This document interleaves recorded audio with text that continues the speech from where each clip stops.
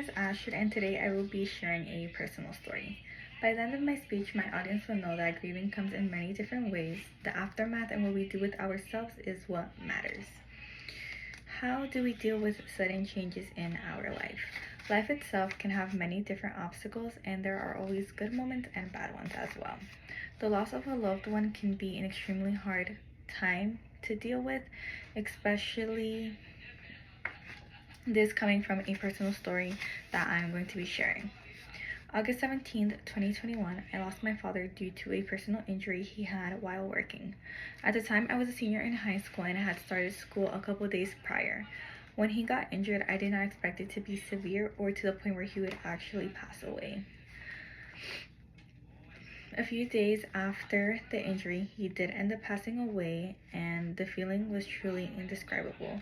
There are really no words I can use to describe how I felt when I did find out he passed away.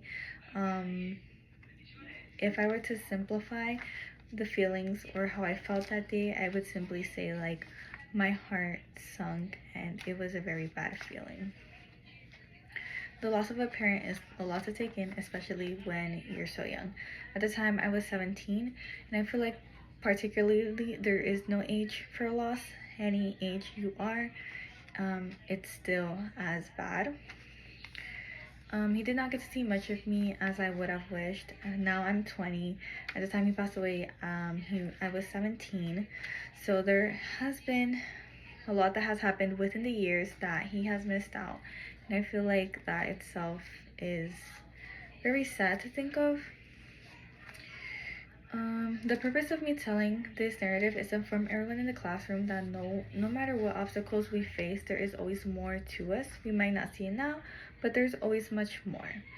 At the time of my senior year, it was not the best for me. I feel like everyone has a great senior experience.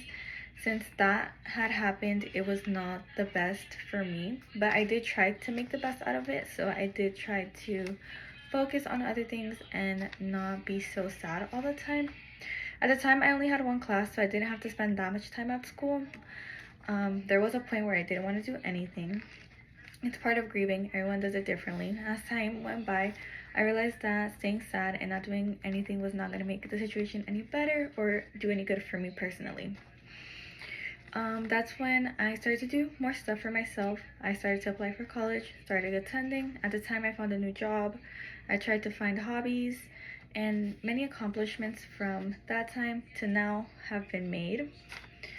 I do get sad sometimes because there are many times in my life where I wish that he was here to see them physically, but he is not. There's nothing that can really be done about that. For me, knowing that he's proud is enough, and it keeps me motivated to do better.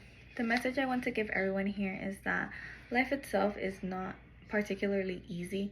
There are many obstacles that we face, but as time goes by, we do get over those obstacles and we do learn from our experiences. Everyone here is destined for greatness, and it's important to know that there is always better for us.